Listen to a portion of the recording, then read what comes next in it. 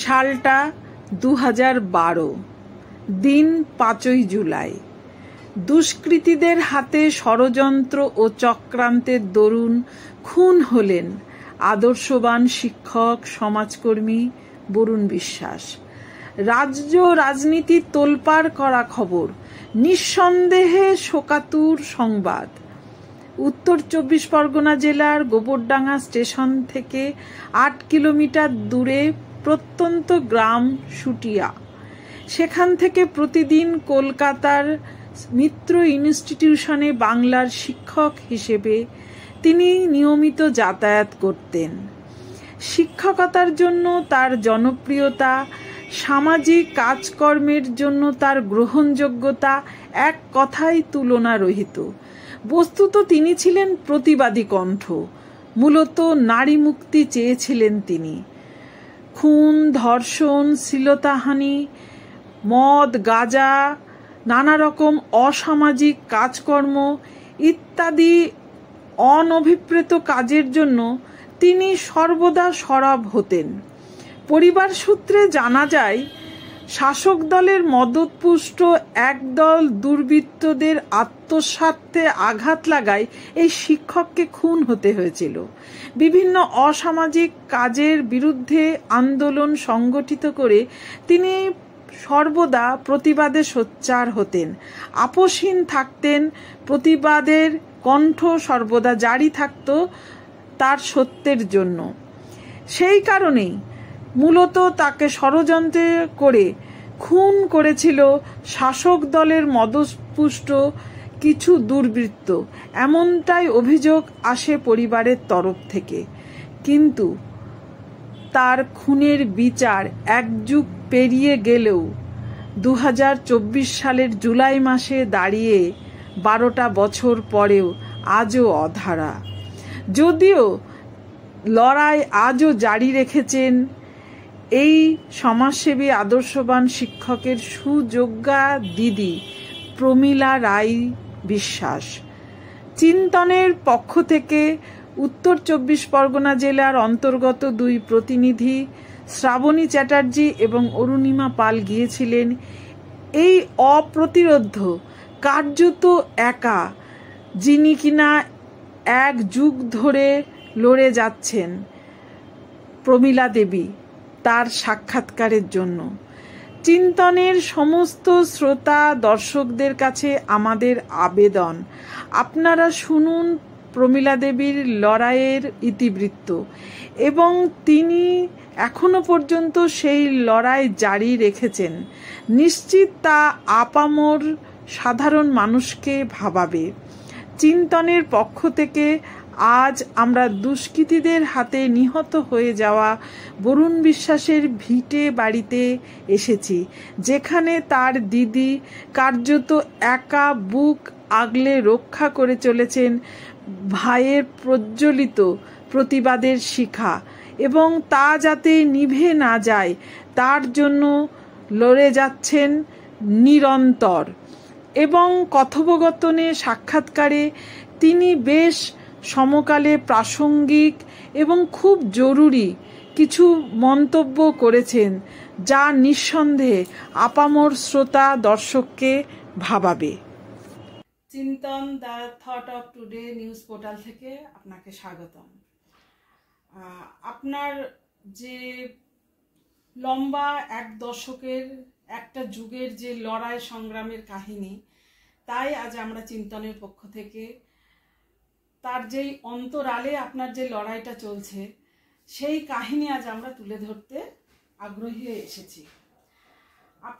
আপনার নাম প্রমীলা রায় বিশ্বাস, কিন্তু আপনি সেই মহান শিক্ষক, আদর্শ শিক্ষক, মহান যিনি কিনা হয়েছেন তার কর্মধারার কারণে একজন সমাজসেবী হিসাবে, যিনি একদা নারী নির্যাতন, ধর্ষণ, খুন, শ্লীলতাহানি, তার সাথে দুর্নীতি, এই সমস্ত নিয়ে তার লড়াই শুরু করেছিলেন একজন শিক্ষক, আমাদের সেই শহীদ শিক্ষক বরুণ বিশ্বাসের সুযোগ্যা আপনি দিদি।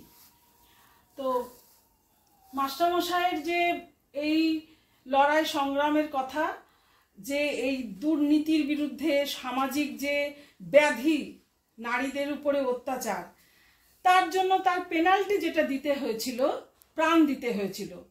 চক্রান্ত করে, ষড়যন্ত্র করে বর্তমান শাসক দলের ছত্রছায়ায় একদল দুষ্কৃতী তাকে হত্যা করেছিল, খুন করেছিল।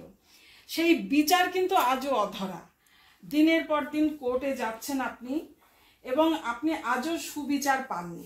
শুধু তাই নয়, সেই সময় যেহেতু আপনি অভিযোগ করেছিলেন শাসক ঘনিষ্ঠ তারা এই খুনের পিছনে জড়িত, আপনার বিরুদ্ধে মানহানির মামলা হয়েছিল, সে কথা আপনি বলেছেন।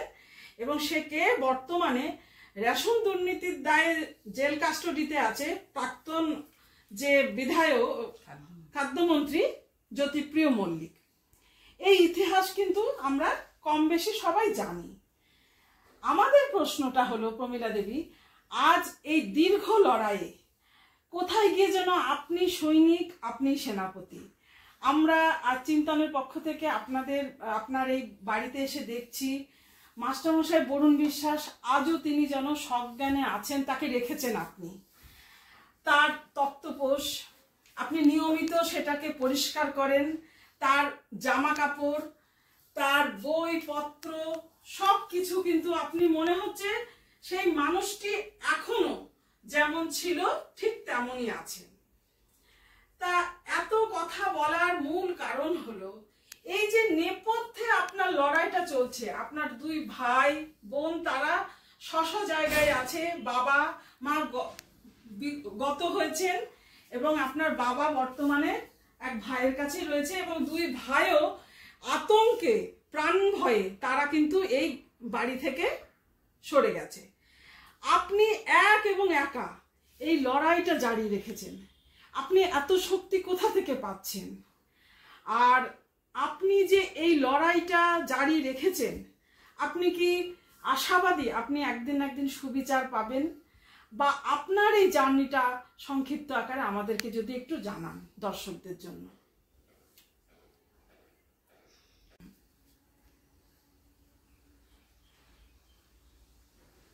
আমাদের এই যে বরুণের যে লড়াইটা শুরু হয়েছিল 2000 সাল থেকে, 2002 সাল থেকে। তো এখানে যে পরিস্থিতি, মানুষ সারা বাংলা বাইরের মানুষও জানে যে আতঙ্ক, যে নারী ধর্ষণ করে খুন, তোলাবাজ, দীর্ঘদিন ধরে মানুষ চাষের জমিগুলো জলের নিচে থাকে, নদী সংস্কার, বরুণ চিন্তাধারা নিয়েছিল। বরুণ একটু ছোটোবেলা থেকে সমাজসেবী ছিল। ও চাকরি পাওয়ার পরে থেকে, তার আগে থেকে মানসিকতা ছিল প্রতিবাদ, মানে এই যে অসামাজিক কাজগুলো ও মেনে নিতে পারেনি। ও চেয়েছিল একটা শান্ত সমাজ, নারীরা স্বাধীনভাবে চলুক, তাদের অধিকার নিয়ে চলুক, মুক্তি চেয়েছিল। হ্যাঁ, নারীর মুক্তি চেয়েছিল, যে নারী সমাজ যদি না জাগে তাহলে আমাদের দেশ কোনোদিন উন্নত হবে না। তাই এই চিন্তাধারাটা সে অনেক জায়গায় বলেছিল, এবং ওই চিন্তাধারাটা তার মধ্যে ছিল। সে বরুণ আমার ভাই হলে কি হবে, তার এমন একটা মানসিকতা ছিল, সে মহান ছাড়া এই মানুষ সম্ভব নয় কাজ করা। যে কাজ আজকে, যে কাজের জন্য তাকে এই মৃত্যু বরণ করতে হলো, মানে সেটা হচ্ছে প্রথমত তার জনপ্রিয়তা। মানুষ তাকে ছাড়া জানতো না, তার সমস্ত বিষয়ে তাকে সাজেশন দেওয়া মানুষকে, এবং সে এই নারীর বিষয়ে ভীষণ উৎসাহিত ছিল, নারীর মুক্তি, এই নারী স্বাধীনভাবে চলাফেরা করুক, এবং সেটা রাত্রেও, শুধু দিনের বেলা নয়, তার অধিকার নেই, সে চলুক।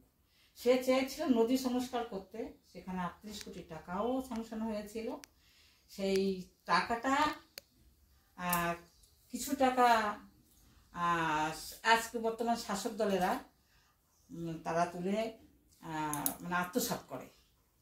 সেটা ও বরুণ যে বলেছিল যে টাকাটা গেল কোথায়, কাজ হয়নি কিন্তু টাকাটা গেল কোথায়। আজকে এই যে আন্দোলনের যে মূল কাহিনী, সেটা হচ্ছে সে আন্দোলনের সঙ্গে আমি ছিলাম, আর এই বিষয়গুলো আমি জানতাম। বরুণ ছিল আসল সমাজসেবী। সে নিজে যে স্যালারিটা পেত, সেই স্কুলে পড়ে যে স্যালারিটা পেত, সেটা পুরো সমাজের কাছে যেত, সেটা একা, সেটা একদম পুরো একা, এবং এইখানে যে প্রতিবাদটা চলেছিল সেটা আমাদের এলাকাবাসীকে নিয়েই চলেছিল। তো তার সঙ্গে ওতপ্রোতভাবে আমি জড়িত ছিলাম। আমরা জানি, আমার ভাইও ভেবেছিল যে বোধহয় আমরা সমাজটাকে পাল্টাতে পারবো, কিন্তু দেখা গেল শেষ পর্যন্ত বরুণকে মৃত্যুবরণ করতে হলো। তার কারণ এই টাকাটা গেল কোথায়, সেটা বরুণ চেয়েছিল। বেশ, হ্যাঁ, তাহলে মাস্টারমশাইয়ের চোখে ছিল সমাজ বদলের স্বপ্ন, সেই স্বপ্নর প্রজ্বলন আজও আপনি জ্বালিয়ে রেখেছেন। মাস্টারমশাই দু চোখে ছিল দিন বদলের স্বপ্ন, সমাজ বদলের স্বপ্ন, একটা পরিচ্ছন্ন সুস্থ সমাজ। তিনি যে শিখা জ্বালিয়ে গেছেন এবং আপনি সেটাকে প্রাণপণ কোথাও গিয়ে যেন একাই আপনি সেই শিখাটা আজও জ্বালিয়ে রেখেছেন, লড়াই করে যাচ্ছেন।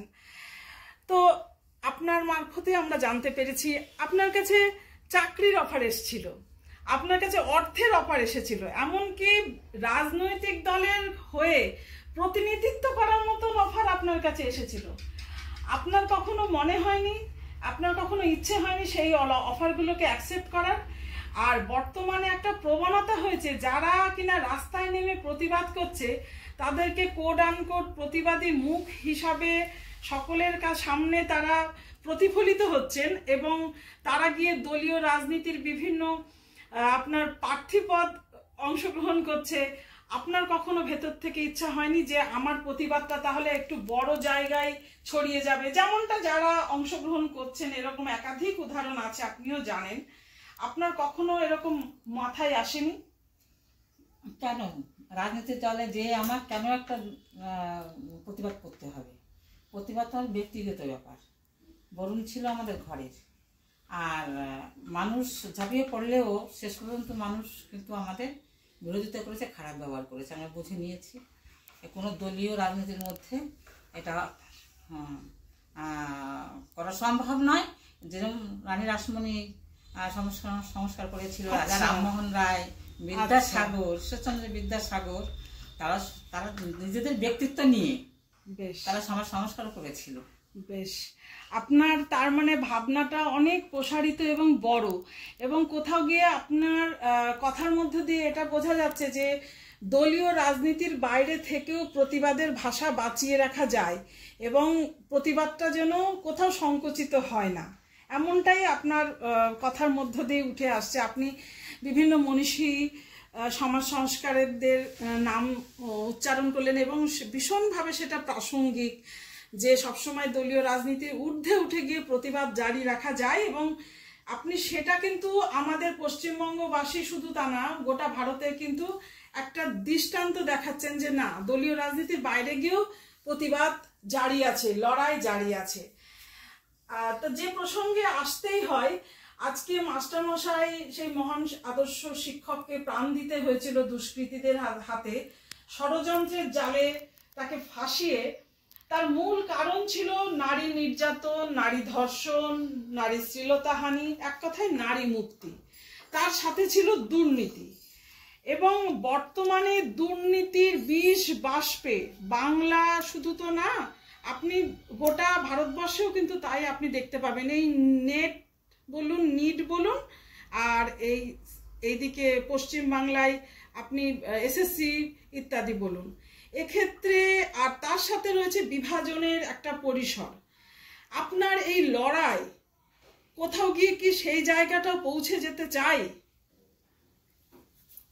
যে বিভাজনের কথাটা বললে, যে আমরা তো পূর্ববঙ্গের মানুষ, পূর্ববঙ্গ থেকে আমরা বিতাড়িত হয়ে এখানে এসেছি।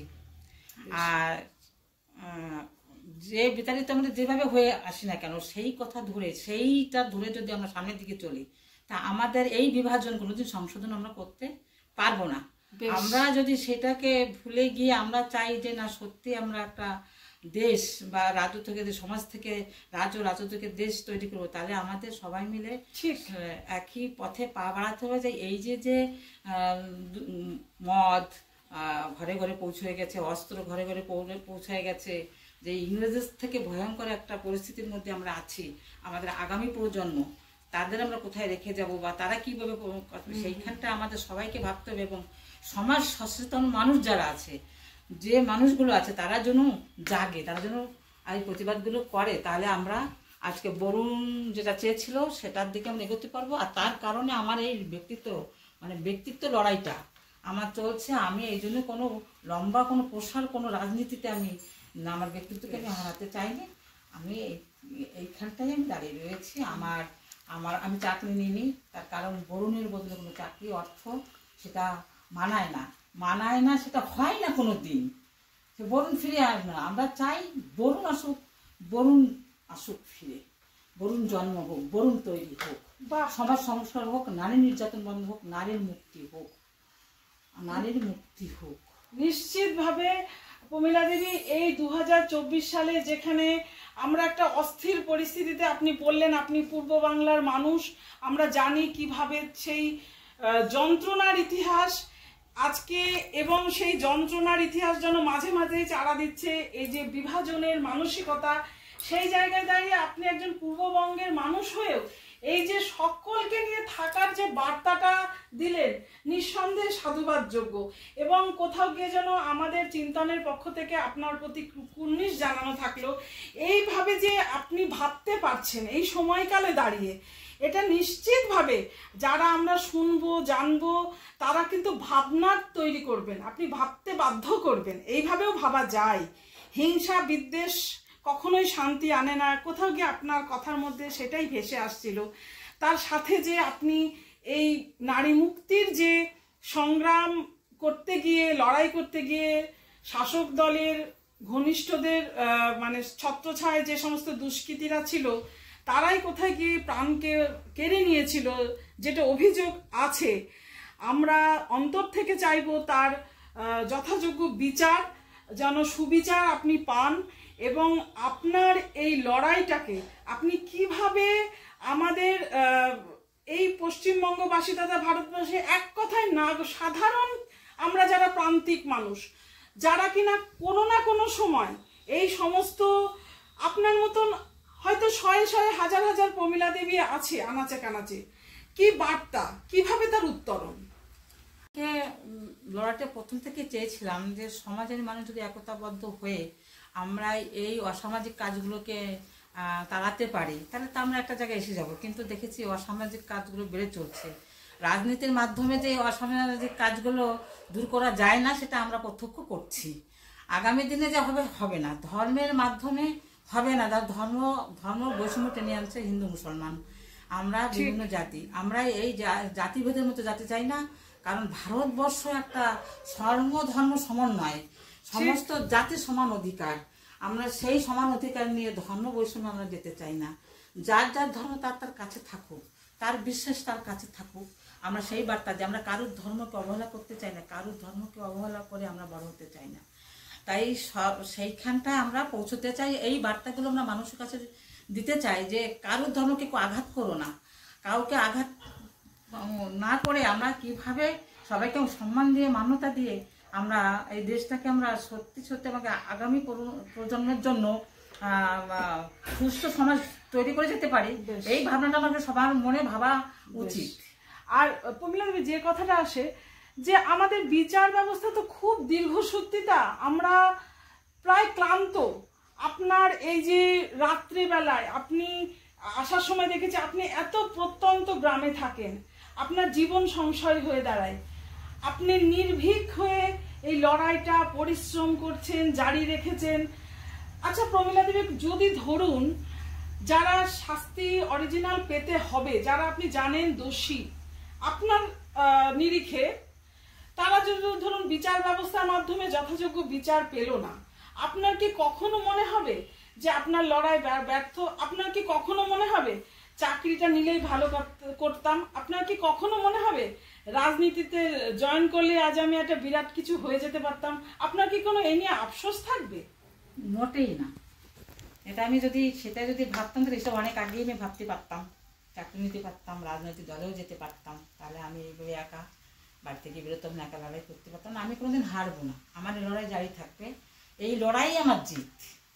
আমি কোর্টে বিচার পাবো কিনা, কোর্ট কি হবে না সেটা রাজনীতির কারণ, কিন্তু আমার যে লড়াইটা সত্য যে আমার ভাইকে ষড়যন্ত্র করে এই শাসক দলের লোকই মেরেছে।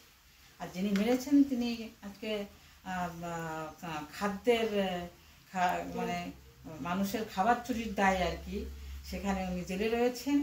আর সাধারণ মানুষের খাবার এগুলো লুট করেছে, টাকা লুট করেছে, খাবার লুট করেছে, মানুষকে পোকা খাবার খাইয়েছেন, সাধারণ নিম্নমানের খাবার খাইয়ে রেখেছেন।